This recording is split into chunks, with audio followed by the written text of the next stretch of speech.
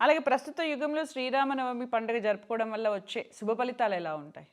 శుభ ఫలితాలు తమ మనస్సులో ఉండేటటువంటి ధైర్యాన్ని బట్టి ఉంటుందండి. ఏదైనా కానీ ఏదో ఒక సంఘటన జరిగింది, ఆ జరిగినటువంటి సంఘటన ప్రభావంతో మనస్సు పిరికితనం పొందితే దానితోటి ఏ పరిచయమైనా కానీ నష్టం వస్తుంది. కానీ మనస్సు సంకల్పం అనేటటువంటి దృఢంగా, వజ్ర సంకల్పం అంటారు స్వామి వివేకానందులు, ఇదే అంటారండి. ఉక్కు నరాలు కలిగినటువంటి వారు కొంత ఒక 100 మంది నాకు ఇవ్వండి, భారతదేశం యొక్క పరిస్థితి మార్చేస్తాను. వజ్ర సంకల్ప శక్తి కలిగినటువంటి వారు 100 మందిని ఇవ్వండి. ఆ సంకల్ప శక్తి ఉండాలి, ఆ వజ్ర సంకల్ప శక్తి ఉండాలి, ఆ మనోధైర్యం ఉండాలి. దానివల్ల ఎవరైనా కానీ నిలబడగలుగుతారు. కేవలం ఇది కళ్యాణం వల్ల, నవమి వల్ల అని కాదు.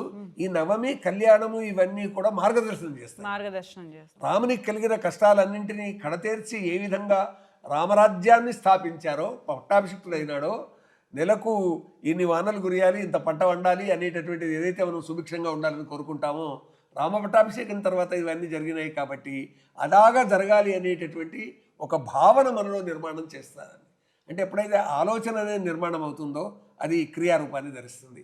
ఎప్పుడు క్రియారూపాన్ని ధరిస్తుందో దానికి మంచి ఫలితం వస్తుంది. అది సంకల్పము, క్రియ, ఫలితం, ఇవి ఒకదాన్ని అనుసరించి ఒకటి ఉంటాయి. ఆ విధంగా మనిషి ఎదగాలి అని కోరుకోవాలి, ఆ రకంగా మంచి శుభ ఫలితాలు రావాలి అనేటటువంటి భావనతోటి పనిచేయాలి. ఈ జనరేషన్లో చాలామందికి రాముడి గురించి, అంటే అప్పట్లో రామాయణం అనే కథలుగా రావడం ఇవన్నీ, ఇప్పుడు ఆధ్యాత్మికవేత్తలు చెప్తున్న ప్రవచనాలకు కూడా పెద్దవాళ్ళే వెళ్తున్నారు, చిన్నపిల్లలు వెళ్ళట్లేరు. చిన్నపిల్లలకు కూడా రామాయణం గురించి తెలియాలంటే ఏం చేయాలి?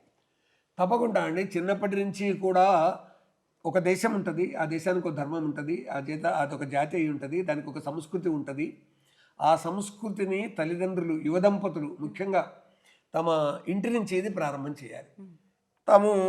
తమ భాషను తిట్టుకోవడం, తమ దేశాన్ని తిట్టుకోవడం, తమ ధర్మాన్ని తిట్టుకోవడం, తమ గ్రంథాలను తిట్టుకోవడం అని అంటే మరి ఎవరిని మెచ్చుకున్నట్టు? పోనీ విదేశీ ఏదో మెచ్చుకుందాం అనుకుందాం, వాళ్ళ సంస్కృతి వస్తుంది. ఎప్పుడైతే ఆ దేశం సంస్కృతి వీళ్ళ మనసులోకి నాటుకుంటుందో ఆ దేశాలకు బానిసలు అయిపోతారు. వాళ్ళు దండయాత్ర చేసి వచ్చారనుకోండి, ఆహ్వానించే వాళ్ళు కొందరు ఉంటారు, ఆహ్వానిస్తారు. అప్పుడేమవుతుంది?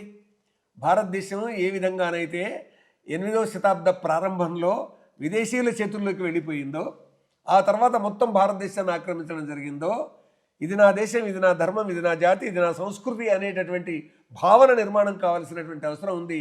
అట్లా ఉన్నప్పుడే దేశాన్ని రక్షించుకుంటారు.